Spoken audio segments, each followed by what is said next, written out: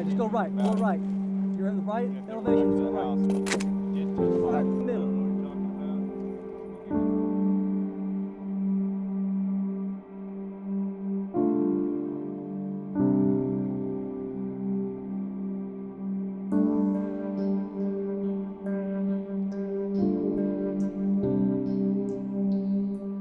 Tonight, 200,000 men and women who wore the uniform of the United States of America and served this country honorably will go to sleep under bridges and on grates. It's time for us to say, and it's time for the President to say, enough is enough.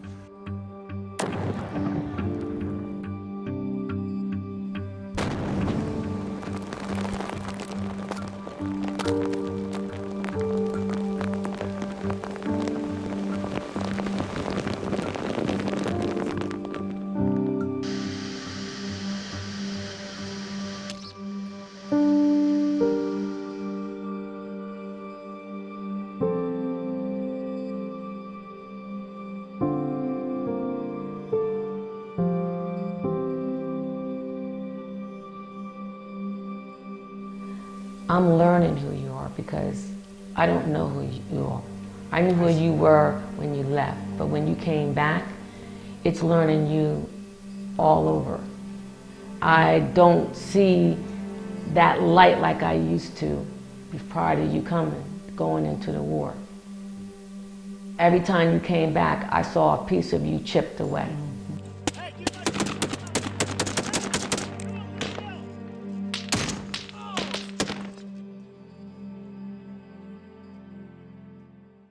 Stephen Crowley, a veteran of the U.S. Army, served initially from 1986 to 1989. After 9/11, he re-enlisted at 39 in the California Army National Guard out of patriotism. Well, I was shocked. I mean, like everybody else, when I saw it, I felt like, I got to do something. Crowley, now 50, lives in Phoenix, Arizona. But in 2004, he was part of an intelligence unit serving in Iraq. The unit saw plenty of action, and Crowley often wondered when the next bullet or bomb would come his way.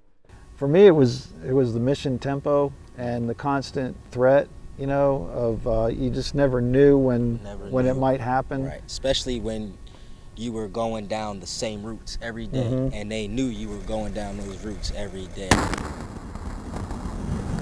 Death came for many, and those images are forever seared into Crowley's memory. He says forgetting is really not an option. One night we came across a car bomb had just gone off at a checkpoint. And, here I was like driving over all these body parts and stuff, and this guy comes up and he's like banging on my window and his whole side of his face is gone. Fortunately, Crowley came home in one piece. He quickly found out, like Thomas Wolfe's iconic character, George Webber, that you can never go home again. But when I got home, my wife was in her, she had her system down, and my daughter didn't even know who I was. I mean, she was basically kind of scared of me. As veterans from all wars have discovered, life at home is different because the more things change, the more they stay the same.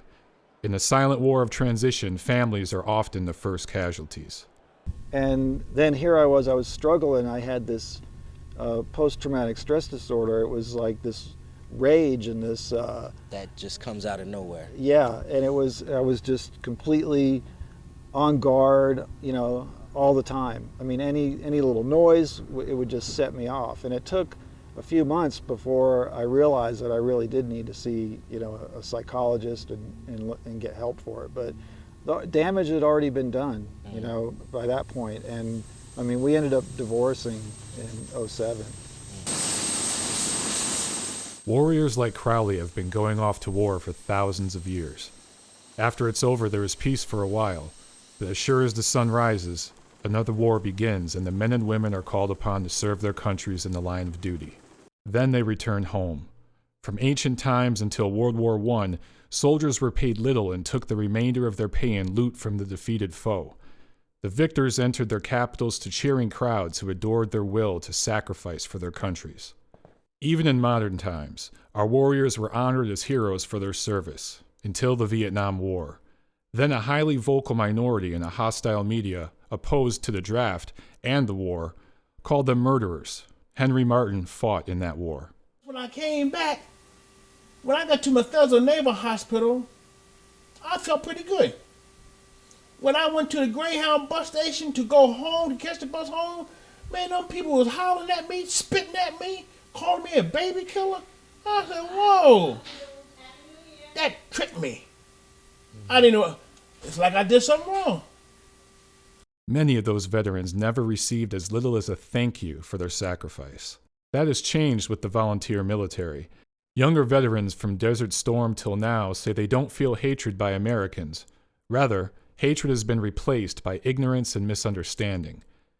For example, how many Americans know that over 22 veterans a day commit suicide? That statistic alone should sound the alarm that something needs to be done now. Moreover, many Americans believe that the government will solve all veterans' problems. But can we afford to put all of our eggs in one debt-filled basket? In reality, it might take a village to heal a wounded veteran. Sarah Jenkins, a counselor who specializes in trauma counseling, says many veterans suffer silently because they are reluctant to talk about their problems. Folks that have PTSD, we say we have this diagnostical manual. It's kind of the Bible, if you will, of psychological definitions of disorders, things like that. Things like sleeplessness, hypervigilance. Do you find yourself, there's a sound that goes here and all of a sudden you are so hypervigilant that you are one focused and you might completely disregard the rest of the room, and that door slamming suddenly feels like a gunshot. So they may not want to be in therapy. My joke is that a lot of the times I'm the counselor people don't want to come see, because walking into a counselor's office when you have PTSD literally means that you have to face and talk about the very thing that traumatized you, and even talking about it can become so overwhelming and triggering that it becomes really difficult. Ed Gogic, a psychiatrist who treats people with PTSD using homeopathic remedies, agrees. Like some people, when they really talk about their PTSD, it's a feeling of something that's very, very painful. Whereas for others, it's a sense of terror. Mark Lucky Llewellyn spent 10 years in the U.S. Army and served 3 tours in Iraq. Let it go. On his first tour in 2002, he and his men were allowed to neutralize the enemy when necessary. But on his second tour, the rules of engagement had changed. Politics now dictated the fate of his men. The state of hypervigilance was normal. Nobody knew why we was in Iraq. We thought we was going to Afghanistan for bin Laden, you know? So my second time, it was a little different. We was with the Marines in Ramadi, and basically it was a defensive. You know, the first one was offensive. This time it was defensive, basically riding around getting blown up every single day, and that's it.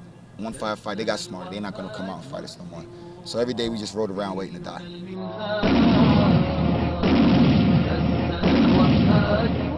Soldiers were killed because they couldn't return fire. Soldiers got killed because it was too late. Art Sloan is a veteran of the Korean and Vietnam Wars. Also a columnist and advocate for veteran causes, Sloan says multiple deployments are an issue in regard to PTSD. Vietnam, you did get a break, but now you go over, you come back. You go over, you come back. You go over, you come back. I've known people to go over 12 times. Sloan says multiple deployments make the transition to permanent civilian life that much harder. Divorce and suicide are connected. You may not think of that, but you've lost your family, you've lost your kids, your husband or wife has them, and what are you going to do? You're out on the street. Many veterans suffering from psychological problems put off dealing with them because of the stigma attached to mental health issues. Shaika Riley, founder of the Horse Rhythm Foundation, helps physically and mentally wounded veterans use an equine therapy. One of the problems with this war is the fact that we have multiple deployments. So these guys are coming over, they come back, and especially if they're in a relationship, especially if they're married, if they have kids, they don't have time to transition, recovering from their first deployment. Before they know it, they're getting sent over for a second deployment.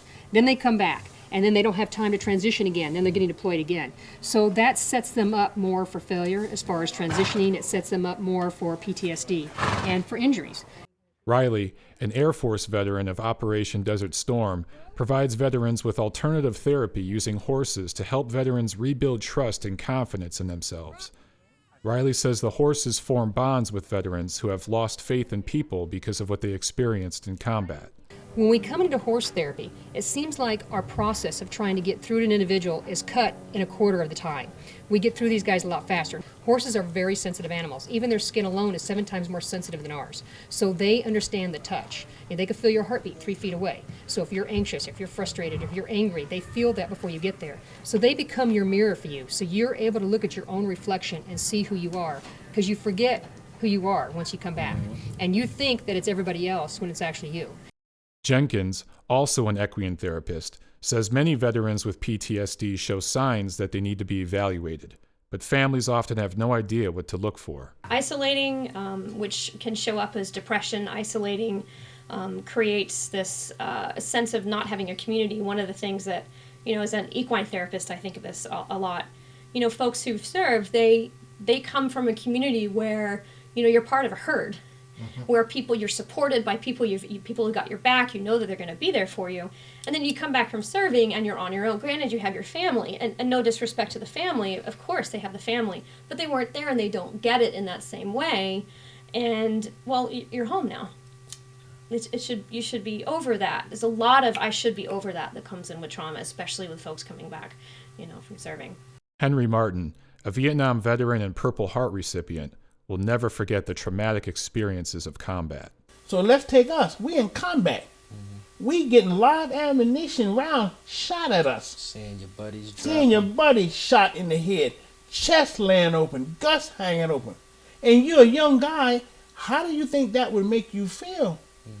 Martin, after 44 years, still feels the effects of PTSD and takes medication daily to reduce its effects. To this day, he still shies away from crowds and noises that could trigger him. Just like me, I got 21 grandkids and 4 great ones, and they all come over here. But after about maybe a half hour, I can't deal with it. They'd look up and say, "Where's Pop-Pop?" I'll go off in the room. Patches, a disabled homeless veteran who served in Iraq, says there's no way he can forget the horrors that he saw and felt while serving his country. You can't see somebody's head's blown off, and it's not going to haunt you. I mean, it's going to haunt you, the rest of your life. When asked how he deals with his PTSD, he says he really doesn't. I don't really know. I mean, I just don't think about it, man. I mean, pretty much. Just put it out of my head. If I don't think about it, it's like it's not there, I guess, you know what I mean? Gogek says when patients are able to talk about their trauma, it does truly help them deal with it. But the main thing that you want to do to cure PTSD is process the trauma. Human beings are pretty good at, we process grief. It takes a long time when we've lost somebody really close to us. If we go through a trauma, we gradually process it. But not all who suffer from PTSD are in combat. Bill Wesp suffered for well over 30 years before he sought treatment after witnessing a helicopter accident that occurred in Germany during the Vietnam War. They had the helicopter in on the parade field there, and they came out of battalion headquarters, got in a helicopter, and they were going to fly off. But we could tell when it lifted off, it wasn't going right, and it wound up it was missing, and it just couldn't get up the altitude, so the rotor blades they had concrete light poles in Germany. Rotor blades hit the poles, and it was throwing chunks of rotor blade and concrete all around, and the helicopter nosedived into the ground. And the crew chief, he went to jump out the side to run away because I guess they knew it was full of fuel, and he ran right into the rotor blade. And so first it decapitated him and threw his head out onto the highway out in front of the post, and then the next blade must have caught him in the back, and it just looked like a little rag doll, and he went flying. So after that, that's kind of when parts of it started, because every time I heard helicopters and all, I'd be ducking. Veterans aren't the only ones who suffer from PTSD when they return home. Their families suffer right along with them, and spouses often bear the brunt of it. Lynn Wesp suffered trauma as a child when her father, a veteran of World War II, threatened to kill her when he was drunk. Then she married Bill and has dealt with the effects of his PTSD for over 30 years. When they come back from war, they see everything gone. They're not the head of the household anymore. The wife is. And they get frustrated and they feel that they lost control. And that's what my dad did. He lost control of everything. Bill and Lynn eventually attended counseling together at the VA, which has helped them both immensely. The Wesps remained married in spite of their troubles. However, many don't. If couples don't divorce under the pressure of PTSD, they often consider it. Vanessa Hernandez's father was a World War II veteran who suffered from PTSD, but she didn't understand the signs until she was married. Her late husband, Gil, who served in Operation Desert Storm, also suffered from PTSD. When I was dealing with him, when he came back from Desert Storm, he's just a totally different person. So I didn't know that that was the same thing that my mother experienced with my father. Not until I'm in it and I'm coming back and I'm noticing that there's the sleeplessness, there's the inability to eat, their irritability, the lack of patience, the hypervigilance about everything. There were times when she didn't think her marriage would make it. Substance abuse played a big issue, and yes, there were times that I did discuss divorce because it becomes very challenging when you're raising a family and you have that responsibility. Hernandez's sister, Nina Bates, has been married for 42 years to her husband, James, who fought in the Vietnam War. One night before they were married, he had a flashback. Went to choke me, and the only thing that I know, he had snapped. And I had never experienced that. Here I am, 20 years old, with a man that got his hands around my neck, calling me a goop. And for some reason, the instinct within me at that moment was to bring him back. And I kept telling him, you're in America, you're not in Vietnam now. James, this is Nina. I'm not overseas, so come on. But it didn't end there. After that, we kept dating, and then we got married. And then that's when I really started seeing him go into behaviors. Like, he would go down, we lived off of 78th Street, and he would go and say, I'm gonna kill myself. You and the kids would be provided for. And I would have to follow him down the street. He'll go and hug a telephone pole and tell me that life is not worth it. I'm out of here. And he always used to pack a 38. And I said, James, you don't have to take your life like this. He said, why did God allow me to come back and my whole platoon be wiped out? And I used to tell him in those days, I don't know. But I know that God brought you back so that you could meet me. God brought you back because we had one daughter at that time.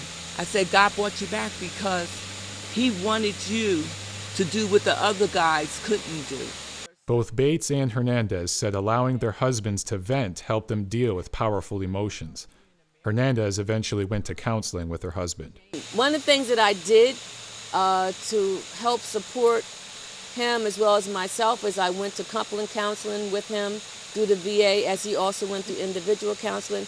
And I also joined a women's group that had Vietnam vets, and I was the only Desert Storm vet wife that was in this group, and we would meet about once or twice a month, and the psychologist would be there, and we would just share the experiences that we were dealing with.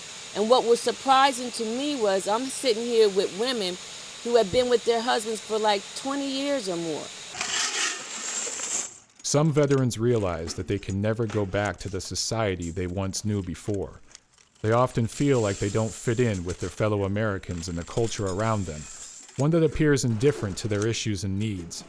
Rather, they desire to go back to the combat zone where they not only feel safe, but better understood by their peers. Started finding myself addicted to the adrenaline. I wanted to go on missions. I wanted things to happen.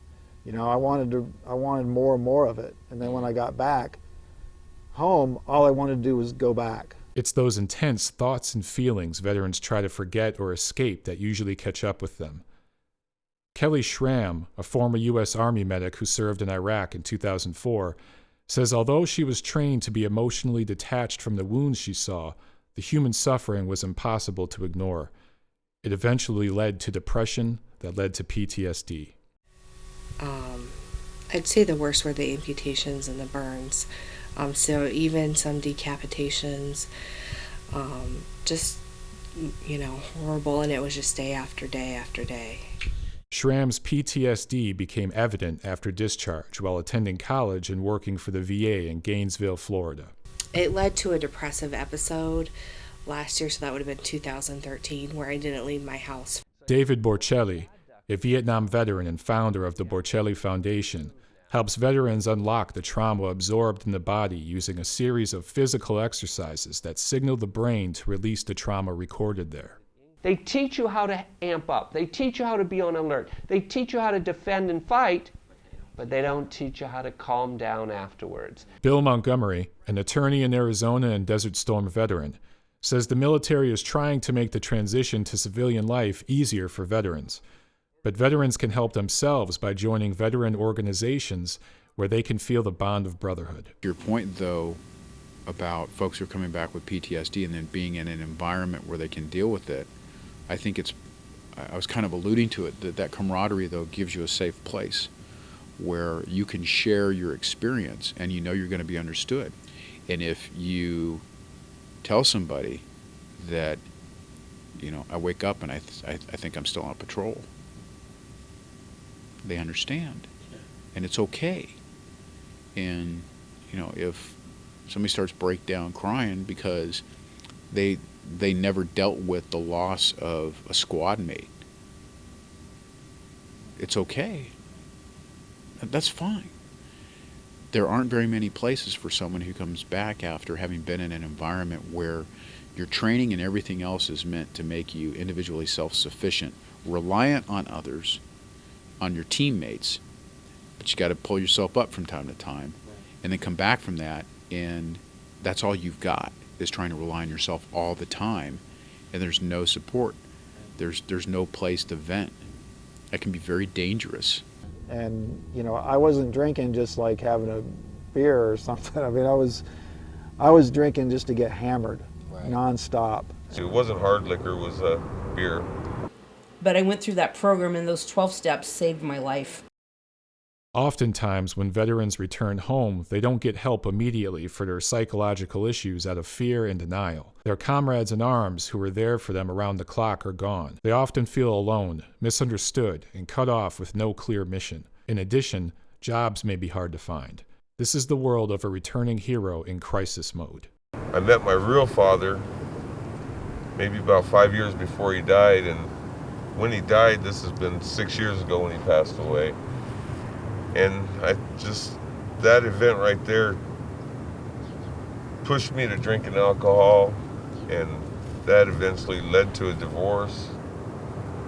And I eventually just hit the streets, just gave up on everything and just hit the streets. If they don't get professional help, it's easy to see why they turn to substances such as drugs and alcohol. But most of them, they're absolutely convinced that this is what works for them, but what's really going on is the addictive process. They want this. It's the number one priority in their life.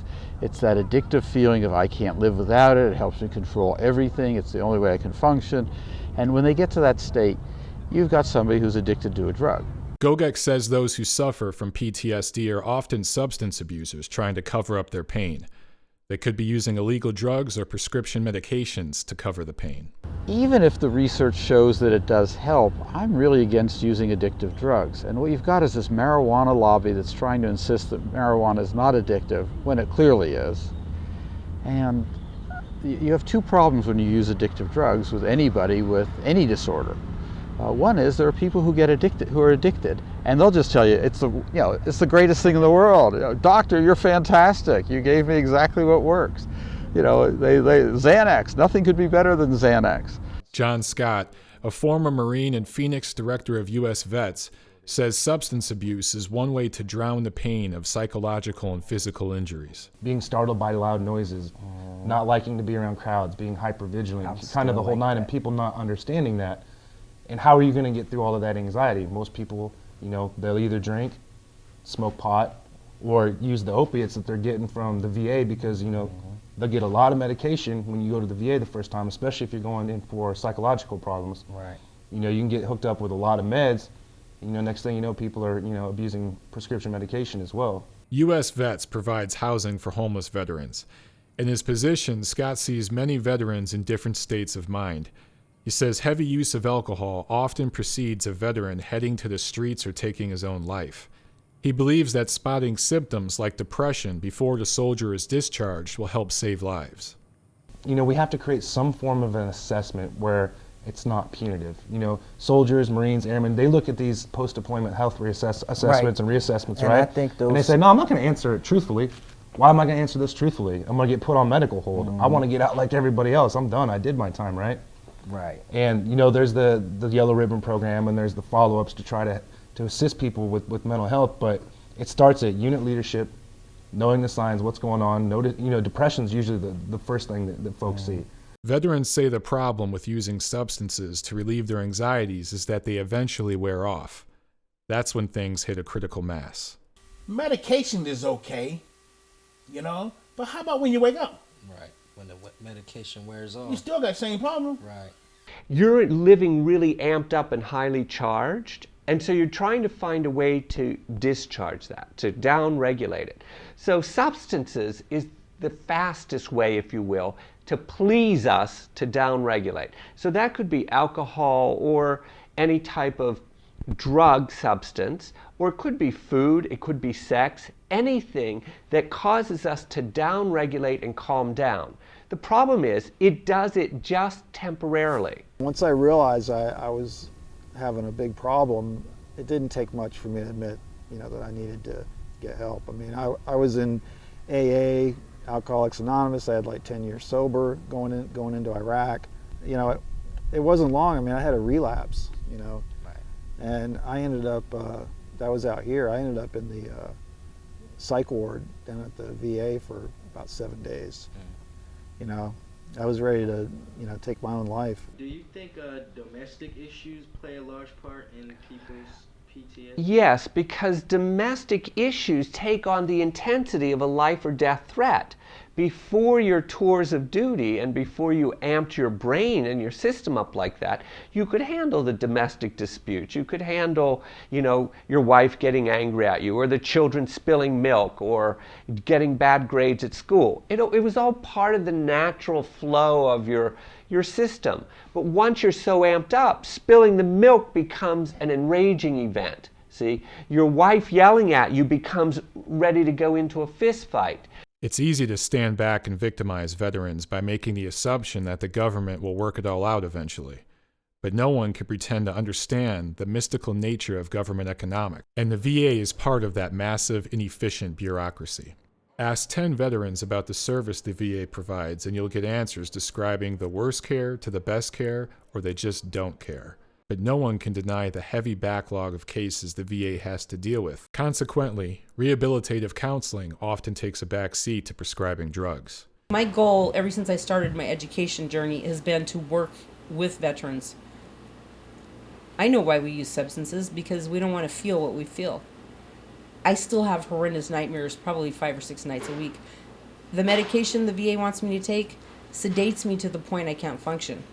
I'd rather have the nightmares than ever go back to being emotionally dead again. Some might think Newton's story is rare. The reality is that in almost every town, city, and metropolitan area, there is a community of veterans who experience serious challenges that lead them to turn to substances in order to make life tolerable. A lot of people are using the alcohol and the drugs to mask the symptoms that they have internally, whether that be anxiety, depression, post-traumatic stress disorder, just the transition. Right. I remember going to college and feeling so alone on this massive campus because I didn't feel like anybody could relate to me. But as time goes on, which is what we found with the Vietnam veterans, as time goes on, it becomes deeper and deeper rooted. So then we start seeing other problems that fall along with that, like substance abuse. It could be rather alcohol, or rather, you know, drugs or prescription medications. Some get the help they need and find their way out of the nightmare of addiction. Many even say it's worth the effort and time to address the issues. I just came out here and dealt with it. And drinking, mainly. But after 5 summers out here in this desert, the end of last winter, I just told myself, I ain't gonna do it again. And that's when I started attending substance abuse classes at the VA. And just started looking into things, you know, to see what they had to offer. Alcoholism is almost always one of the primary reasons for the disintegration of a veteran's post-discharge life. When the physical or psychological injuries are too much to handle, many self-medicate. It's there, it's cheap, it's easy to obtain, but it only makes the situation that much worse. And a lot of times, like I talked about, PTSD has co-occurring disorders where substance abuse of all kinds show up because you have to numb the pain somehow. And sometimes the flashbacks, the sleeplessness, the anger look like they go away when we drink, but it actually pushes it further down. We also find that the success rate of a relationship is very low. Most of these guys end up divorced. A lot of them will end up in suicide, doing suicide, and a lot of us will end up homeless. I never was much of a drug addict, so, but being a paratrooper for all them years and drinking ever since I joined, that's what I turned to. It wasn't hard liquor, it was beer, mostly beer. This is Phoenix, Arizona, but it could be anywhere. It could be New York, Boston, anywhere. But in nearly every town, city, and metro area, there is a community of homeless people, and a growing number of them are veterans. Eric Vallejo spent 6 years living on the streets of Phoenix after becoming homeless at 44 due to alcohol addiction. He served in the U.S. Army many years before, where his tendency to use alcohol began. The hardest thing was the separation from the family, With my daughter and my sons and my ex-wife, we never stopped loving each other. I could always call them, but it was, I don't know if it was maybe pride.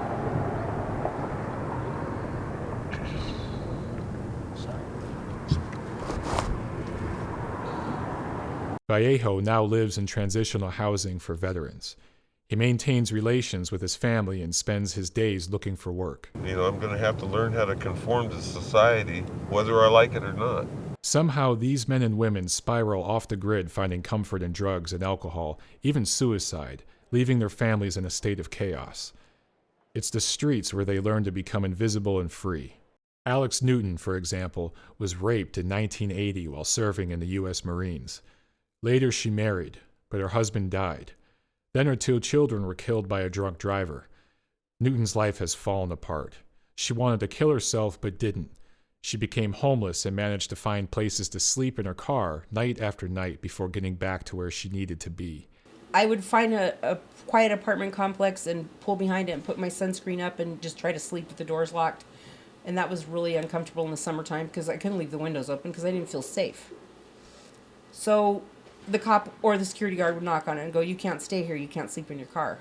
More is being done for those who have a hard time helping themselves. But is it enough? We're starting to break down those barriers that are keeping our hardest to serve out of housing with our housing first approaches in the community. So, and then of course our overall mission is to end homelessness among veterans by 2015. There are still about 70,000 homeless veterans nationwide who need help beyond a place to stay. They need long-term counseling, therapy, and jobs. Experts say safe housing is a good first step in the road to recovery. It's 100% better than living out under a bridge on a cardboard box, especially when it's cold and raining. I've done that, so I know what it's like. Furnell says he made the decision to get off the streets on his own out of self-preservation. He attends counseling while looking for work. Federal and local governments will always claim there is a lack of funds to conquer the growing epidemic of veteran homelessness, but not everyone buys that argument. How many times do you go out for a drive and you see people, homeless veteran, disabled veteran on the side of the highway, That every time I see that just makes me angry. And I can't understand that. How can the United States government let a veteran who has fought for this nation to be homeless? Homeless and veteran, they're not supposed to go together. Many feel the same way. It's a travesty. I mean, there's no reason people that have been in the military to protect our country can't even find a place to live or, get hot meals and all that kind of thing. I don't think it's right at all, you know. I mean, they go through enough anyways serving our country, you know. I've got friends that I've heard their stories while they're over there in Iraq and things like that, or other veterans of, you know, other wars, and it's really sad to think what they go through there and then come home. If this is really a question of resources, then some veterans think something is certainly out of balance in America. If they can give these other countries, Pakistan and other nations, all these millions and millions and millions and millions of dollars, you mean to tell me when the veteran comes back and was wounded, they can't build him a nice house? Scott of U.S. Vets says that organizations like U.S. Vets are working in conjunction with the federal and local governments to provide more temporary and permanent housing for veterans. The culture has changed now to harm reduction and housing first models. Right. So we've had to adapt a different mentality, whereas a lot of our programs are more transitional in nature. Facilities like our Grand Avenue site here are permanent housing. So we could literally take a veteran who's homeless and put them in their own apartment in one day. And then you look at what are the issues that created the homelessness. Unfortunately, veteran homelessness is a problem that goes back many, many years. We have veterans that are from the Korean War that were still coming up homeless in this decade, in the decade that just passed. So the problem with the homelessness is not so much that they're just homeless because they want to be. It's because they didn't get the right care, or no one took the time to find out what it was that was wrong with them or address the issues with them. We talk about the chronically homeless veteran that's on the streets. There's obviously a reason that person is homeless. It could be from a substance abuse, mental health challenges, and what we see a lot is they've engaged services over time. So they've engaged the VA hospital, they've engaged different mental health providers, they've engaged substance abuse providers, and they've either failed out of those programs or constantly been turned down by those programs, so they become frustrated and they get to the point where they're just completely disconnected. Joan Sisko, U.S. Marine veteran and founder of Veterans First Limited, says the VA is doing its best to catch up on the backlog of requests for services which can ultimately prevent homelessness. The VA is doing a tremendous job in trying to catch up for women vets. I really feel that right now they're overwhelmed, and when it first happened, especially this war with women coming back with, missing limbs and the same type of injuries that our male counterparts have come back with for years, they didn't know what to do. Veterans First Limited provides affordable housing for women veterans in 2 separate facilities in Phoenix. Working in conjunction with the VA, it's nonprofits like U.S. Vets and Veterans First Limited that might have the biggest impact on eliminating veteran homelessness. Many veterans fear their government. It was Ronald Reagan, after all, who said the most dangerous words in the world are, "I'm from the government and I'm here to help." This is evident in the case of Patches, who lost a leg to an IED in Iraq in 2005. After becoming homeless, he lost his identification. Without that, the VA refused to help him, forcing him to live in his car in various spots around the Phoenix metro area. Through all his pain and suffering, Patches says he still has an undying love for his country. May 27, 2004, when we was driving, doing routine patrol. Same route. Same route we always take every day. Instead of, I guess we could be been switching up. I don't know. I guess they're like anybody else. They're watching what we're doing, and then they're gonna take the best path to take care of it. And we was driving, and I just remember the explosion and the burn, and and then severe pain, I guess you could say,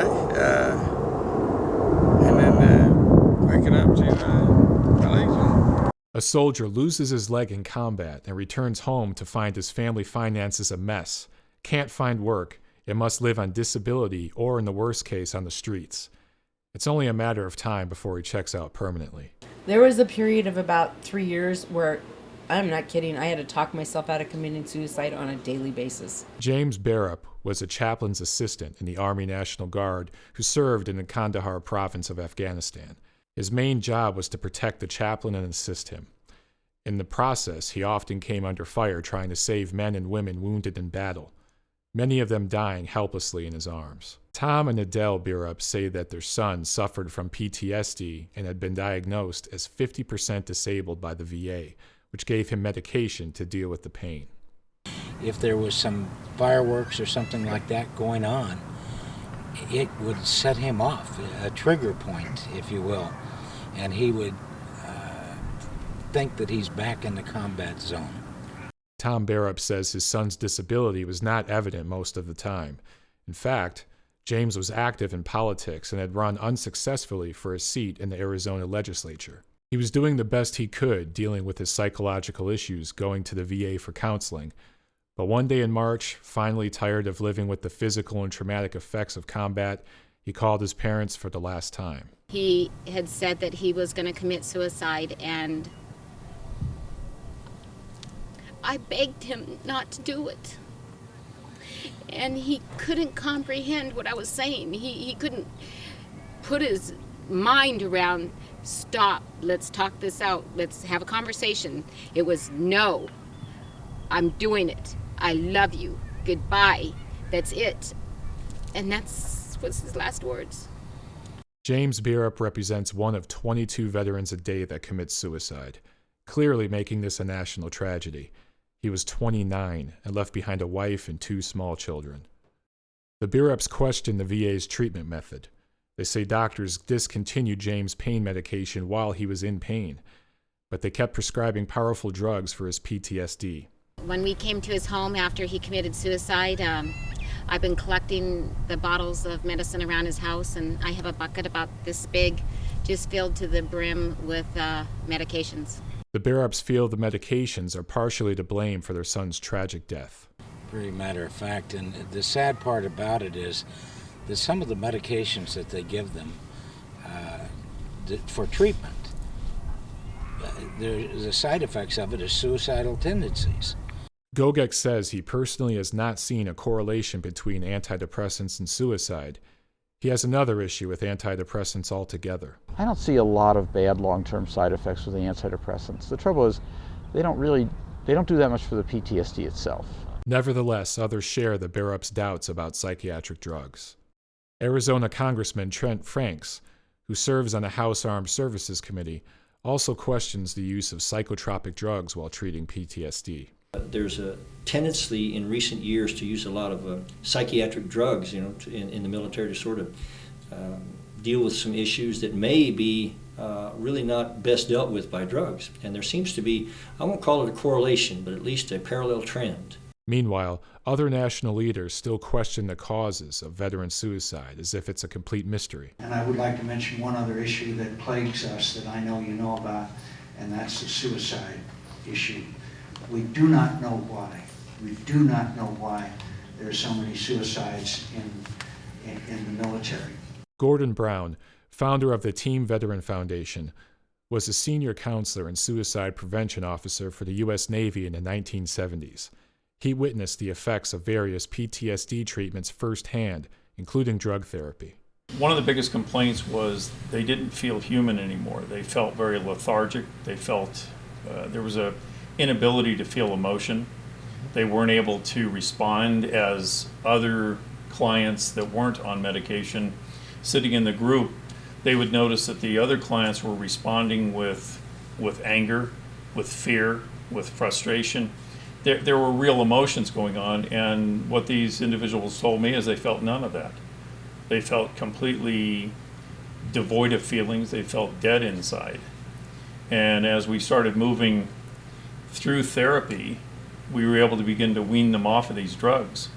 Brown founded Team Veteran Foundation to raise money to prevent veteran suicide after 4 of his closest friends took their own lives over the years. Tommy L'Italienne is a member of Team Veteran Foundation. He is not a veteran, but he felt so strongly about the cause he recently rode a bicycle from Flagstaff to Boston, 2,700 miles, to raise money and awareness for the cause. Along the way, he had the opportunity to speak with many veterans about their heartfelt experiences. There was one individual who, when they told him that his son had died in action, that he tried to commit suicide. And when he wasn't successful, he realized that his goal was to help families. Well, shortly after surviving, his young son committed suicide because of the death of his brother. Brown and Letellier say 50% of the time after a veteran commits suicide, a family member does so as well out of utter grief, a ripple effect of tragedy and sorrow. Now, this woman contacted me. She had 3 children. She lost the youngest son in Afghanistan. He was killed in combat. Mm-hmm. Her oldest child, a daughter, was in complete and total denial. Could not believe that her baby brother was dead. And it was very, very hurtful for her. And exactly 2 years of the date that her baby brother was killed in Afghanistan, she took her life. Mm. And so, again, this woman had 3 children, she now has 1. Experts say veteran suicide often is traced back to traumatic events they were unable or unwilling to cope with in or out of service. When they come home, everything looks okay to family. However, inside they are suffering emotionally, and something can sooner or later trigger that urge to take his or her own life. I think the biggest thing is educating the populace about the signs of somebody who may commit suicide. You know, the VA had a huge ramp up of, now if we're encountering folks, that's one of the questions I'm going to ask you every time. Are you suicidal? The problem is the people that are suicidal are never going to tell you. They're just going to do it. Right. And it's a shame that that's the only way that they feel, the only option they feel that they have at that point to get rid of whatever problem it is that's haunting them. Because when they're over in war, they're hypervigilant. And they have to be that to survive, right? And so they're on attention 24/7. When you have that kind of fear of always something about to be happen to you, or that you're going to have to hurt somebody else, that wears on us, So when these guys come back, especially after 1 or 2 tours, they come back and they've either had their best friend that's gotten killed, or they've seen somebody blown up in front of them, or they themselves have gotten injured. It really puts a lot of stress just on the mental, David Burchelli describes mental trauma from a neurological standpoint rather than a psychological one because it's easier for soldiers to understand. Using that information, he helps soldiers to unlock the trauma trapped in their bodies. Your body was involved in the trauma, not just your psyche, not just your ego. This organism was throwing itself on the ground. This organism felt the concussion of the IED. This body was involved in it. Burchelli uses certain techniques to help soldiers recondition their minds through their bodies to lower anxieties caused by living in a state of hypervigilance. Now, medication, all medication and all therapeutic techniques are designed to try to quiet that midbrain. That's the emotional center of the brain, the limbic system. So all the chemicals are pumped in there to try to get it to become more quiet. And so that's why medication temporarily helps, because we're trying to create the chemical balance that's going to turn off the intensity of emotion in the midbrain, okay? But there are some side effects to that. And one of the reasons that the military uses medication, in some ways it is healthy. If you have such intense emotions, it can sometimes immediately turn those down a little bit, sort of down-regulate you for a while, okay? But some of the side effects is that could reactivate you, see? And so now you're caught in this balance of chemical mixtures going on in the brain. The intent is correct, and it does work when you find the right dosage. But eventually, all people who are capable of doing it should use the medication temporarily until they can then wean themselves off of it and create their own chemical balance again. Experts say if psychological problems go untreated, they can lead to a detached state, an outward sign that they may be losing hope. You also see folks that have PTSD experiencing something we call dissociation, where they might find themselves, it's kind of like being out of your body, not feeling as if they're connected to themselves. They might feel as if some people describe it as if they're floating. It feels like they're watching themselves from someone else. So sometimes dissociation shows up. What happens with these guys when they come back, they start having lack of emotions. They find themselves hypervigilant here, not being able to switch back over, transition back over like they did. So they still think themselves in a survival mode when they're here. They start, disassociating themselves with people, with relationships. They start to become very introverted. They look for a place that feels safe, that they can actually say those words. And if they can't find it right away, and many times they don't, they begin to shut down, and then they isolate. And over a long period of time, life is not worth living, because you know there's something wrong with you. You know you either can't feel or you can only feel horrible stuff, but you've lost all the ability to feel anything that produces pleasure and caring and warmth and attachment. Basically gets completely lost. So the person withdraws, and almost always you'll hear, ever since he came back from Iraq or Afghanistan, he's been really quiet. I don't see anything wrong, but he doesn't talk, spends a lot of time in his room, he's outside by himself, or she's outside by herself, and those are the indicators that something's going on, and they don't know how to regulate it. And you stay in that state long enough, and you will commit suicide, because you can't stand it. I look at it, he didn't take his life, he laid down his life for our country. And that's the way I look at him. He's an honorable kid.